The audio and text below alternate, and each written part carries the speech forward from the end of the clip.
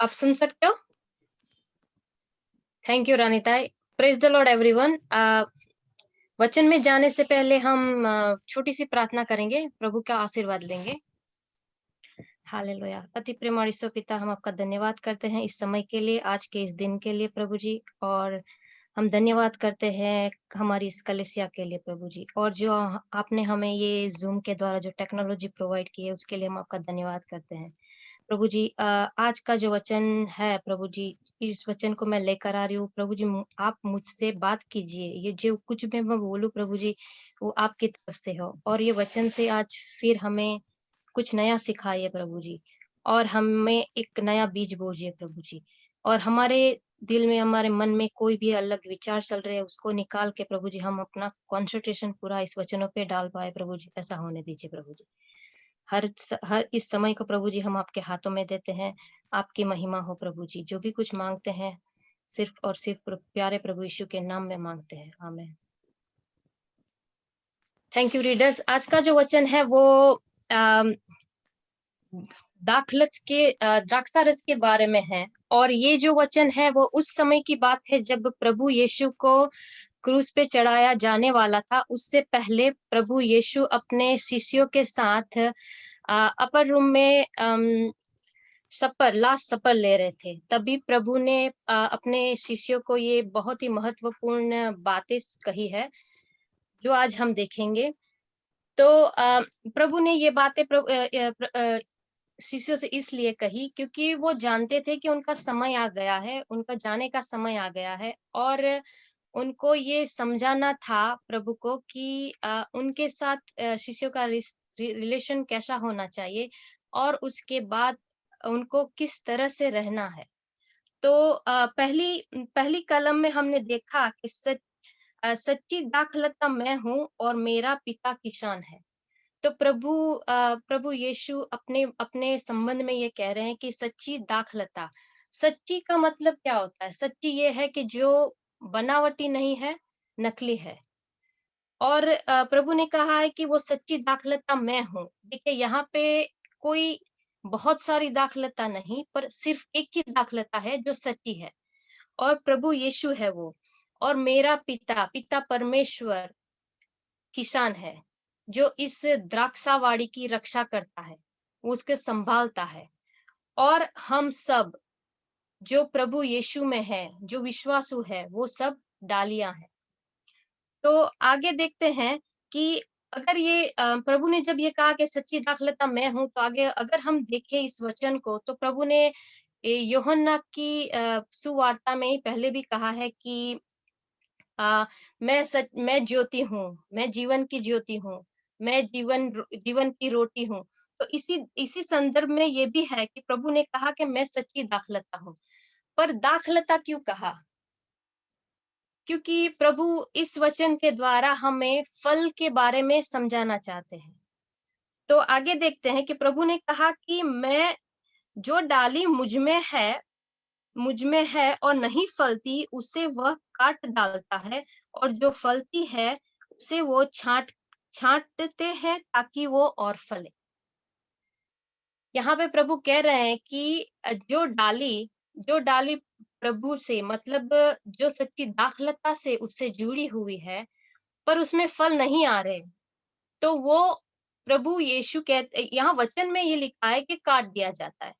पर पर जब इसको हम समझे, तो प्रभु कहना चाहते हैं कि उस डाली को प्रभु ऊपर उठाते हैं, अपलिफ्ट करते हैं, ताकि अगर उसमें फल नहीं आ रहे हैं, तो उसको कुछ और चेंजेस मिले, यानी अगर सनशाइन नहीं मिल रही तो सनशाइन मिले, कुछ और तरीके से उसमें फल लाने के लिए प्रभु कोशिश करेंगे।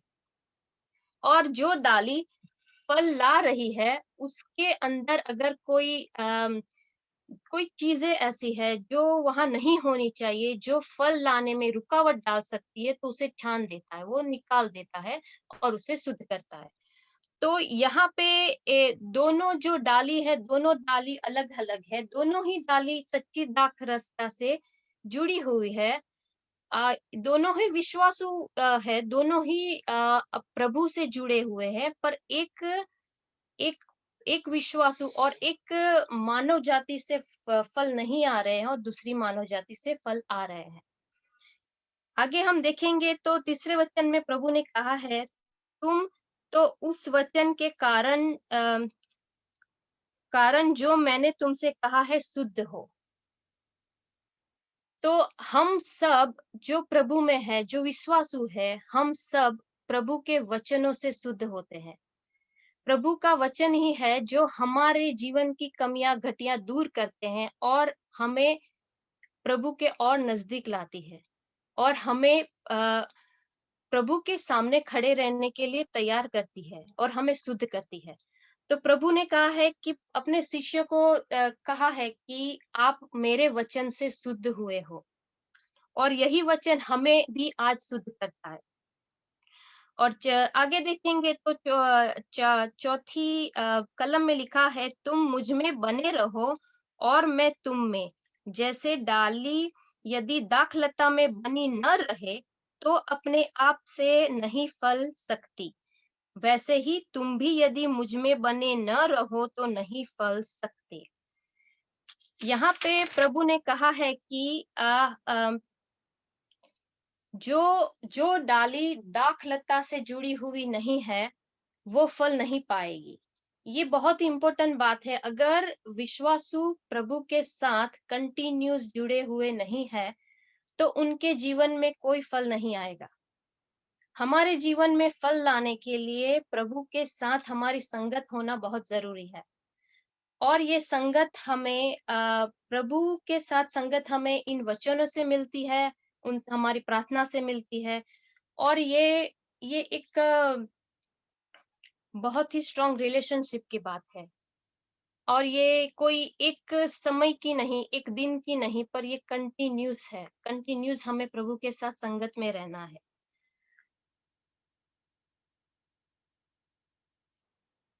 वैसे ही प्रभु ने 5वीं कलम में भी यही कहा है कि मैं दाखलता हूँ, तुम डालियाँ हो, जो मुझ में बना रहता है और मैं उसमें, वह बहुत फल लाता है क्योंकि मुझसे अलग तुम होकर कुछ भी नहीं कर सकते। यही है कि प्रभु हमें उनके साथ का बहुत ही ज़्यादा अबाइंड रिलेशनशिप की बात करते हैं यहाँ पे। जो प्रभु के साथ हमारा रिलेशन है वो बहुत ही स्ट्रॉन्ग होना चाहिए क्योंकि हम उस प्रभु के बिना कुछ भी नहीं है। अगर हम कुछ करना भी चाहे तो भी कुछ भी नहीं कर पाएँगे। जैसे कि यहाँ पे ये जो दाखलता और डाली की बात कही है। अगर हम इमेजिन करें कि किसी डाली को भी दाखलता से कुछ वो जुड़ी हुई नहीं है, तो क्या वो फल ला पाएगी? वो फल नहीं ला पाएगी। और अगर किसी भी द्राक्षावाड़ी में किसी भी डाली पे कोई फल नहीं आता है, तो वहाँ पे उसकी कोई कोई वैल्यू नहीं है, उसका कोई मतलब नहीं है। तो हर एक जैसे कि हमारा पिता परमेश्वर जो हमारा किसान है, जो हमारा रक्षक है, वो वही चाहता है कि उसकी हर एक डाली में कोई फल आए, हर एक डाली से कुछ मिले, कुछ कुछ नया हो। तो इसीलिए प्रभु ने कहा है कि अ, परमेश्वर की महिमा के लिए हमें यीशु से जुड़े रहना है, वचनों से जुड़े रहना है ताकि हमारे जीवन से फल आ पाए। फिर आगे हम देखते हैं 6ठे वचन में प्रभु ने कहा है कि यदि कोई मुझ में बना न रहे तो वह डाली ना ही फेंक दिया जाए और सूख जाता है और लोग उन्हें बटोर कर आग में झोंक देते हैं और वे जल जाती है। हमने जो दूसरी कलम पढ़ी उसमें हमने देखा कि प्रभु ने 2 डालियों की बात की है, दोनों डाली दाखलत से जुड़ी हुई है। एक डाली फल लाती है, दूसरी डाली फल नहीं लाती।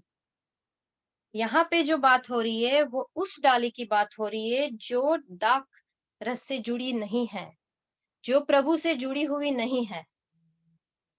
तीनों डालियों में अंतर है। 2 डाली जो पहले हमने देखी कलम 2 में, वहाँ पे दोनों विश्वासु है, एक से फल आते हैं, एक से फल नहीं आते हैं। पर यहाँ पे है जो प्रभु में जुड़ा हुआ नहीं है, जो प्रभु में जुड़ा हुआ नहीं है तो उसमें फल तो नहीं आएँगे। पर यहाँ डिसिप्लिन की बात आ जाती है। अगर हमारा पिता परमेश्वर जो हमारा रक्षक है, इस द्राक्षावाड़ी का रक्षक है, किसान है, वो चाहता है कि हमसे कुछ फल आए। हम जुड़े रहे प्रभु यीशु से और हमारे जीवन से फल आए। अगर वो नहीं आता तो उसके वो वहाँ से हमें काट डालेगा। और यहाँ पे हम अ, देख सकते हैं उसको हम कंपैरिज़न कर सकते हैं न्याय के दिन की। जब न्याय का दिन आएगा तब इस डाली को जो यीशु में नहीं है, जो प्रभु में नहीं है, उसको अलग कर दिया जाएगा और उसको अगर अगर वो डाली फलद्रुप नहीं है, सूख गई है, उसमें कोई जान नहीं है, उसका कोई उपयोग नहीं है, तो उसको अग्नि में डालने के अलावा उसका कोई यूज़ नहीं होगा। तो यहाँ पे हमने देखा कि अ, प्रभु यीशु के साथ हम जुड़े हैं, हम विश्वासी हैं, हम कौन-सी डाली है, ये हमें जानना है। और आगे देखेंगे कि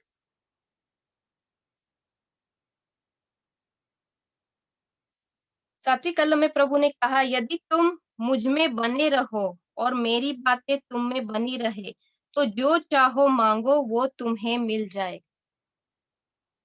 फिर से एक बार प्रभु यही कहते हैं कि अगर हम प्रभु में बने रहें और हमारा एक स्ट्रॉन्ग रिलेशनशिप प्रभु के साथ रहेगा, तो प्रभु ने उस टाइम अपने शिष्य को ये ऑथोरिटी दी थी कि मेरे नाम से आप जो कुछ भी माँगोगे, वो तुम्हें मिलेगा। आज हमारे पास भी प्रभु ने हमें यही ऑथोरिटी दी है। हम प्रभु के नाम में कुछ भी प्रार्थना करते हैं, तो हमें उसके आंसर्स मिलते हैं।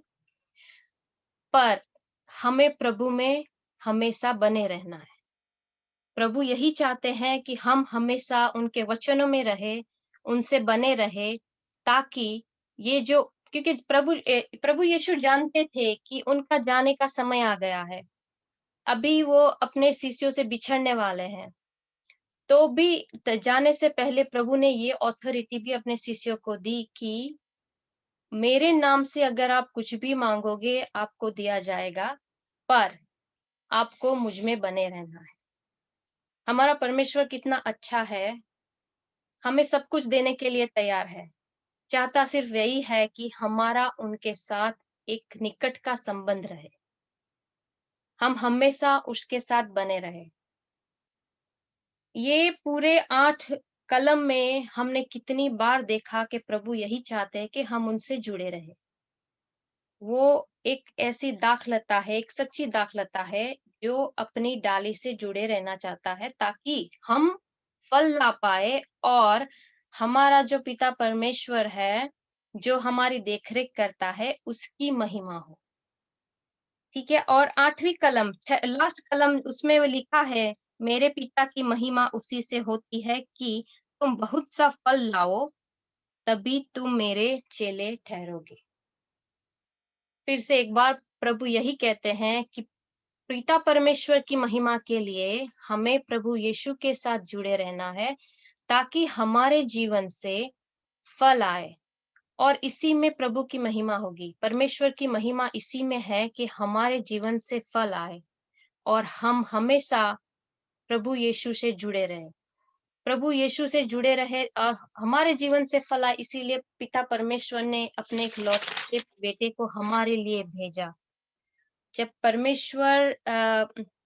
परमेश्वर ने अपने बेटे को यहाँ पे धरती पे भेजा तो उसके कुछ पर्पस प्लान थे हमारे जीवन के लिए और वो चाहते हैं वही पर्पस और प्लान हमारे जीवन से पूरे हो, हमारे जीवन से फल आए। हमने ये 1 से 8 कलम जितनी भी पढ़ी उसमें हमने बहुत सारी बहुत सारी बार फल फल शब्द का यूज़ किया है। तो ये फल क्या है? मैंने भी बहुत सोचा और मैं बहुत गहराई से इस वचन में जानने को मतलब मुझे भी ऐसा लगा कि ये फल एक्चुअली किस संदर्भ में है।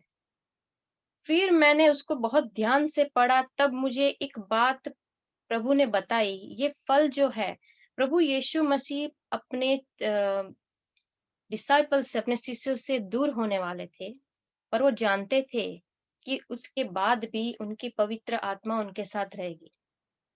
तो प्रभु ये जो फल की बात कर रहे हैं, वो आत्मा के फल की बात कर रहे हैं।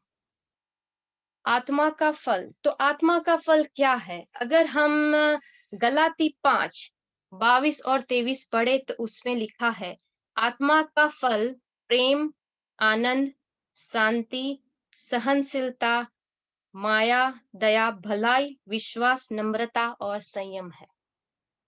तो प्रभु हमसे चाहते हैं कि हम एक सच्ची दाखलता जो हमारा हमारा प्रभु यीशु है, उसके साथ हमेशा बने रहे, उनके वचनों में हमेशा बने रहे, प्रार्थना में हमेशा बने रहे, ताकि हमारे जीवन से ये जो आत्मा के फल है, प्रेम, आनंद, शांति, सहनशीलता, भलाई, विश्वास, नम्रता, वो हमेशा आए। यही फल हमारे जीवन में हमेशा होने चाहिए। अभी का जो समय है, अभी जो हम देखते हैं, हर एक इंसान दुख में है, हर जगह पे देखो तो एक मायूसी छाई हुई है। पर प्रभु चाहता है कि इस समय में भी हम हमारा विश्वास न खोए, हमारा प्यार जो है वो हम एक दूसरे को दें। प्रभु चाहता है कि हमारे मन में एक शांति बनी रहे। इस समय में भी हमें इसी आत्मा के फल के साथ जुड़े रहना है, प्रभु के वचन में जुड़े रहना है और इसी आत्मा के फल को लेकर हमारा जीवन चालू रखना है, ताकि हमारे जीवन से जो जो अभी तक प्रभु को जानते नहीं है, वो हमारे जीवन से जानेंगे और हमारे करीब आएंगे और इसी तरह से हम उन प्रभु की सुवार्ता को दूसरे को सुना पाएंगे और दूसरे दूसरे लोगों को भी पाप में जाने से बचा पाएंगे। तो आज का वचन हमें यही कहता है कि पिता परमेश्वर हमें आज भी बाहें खोले बुला रहा है, कह रहा है कि मुझसे जुड़े रहो।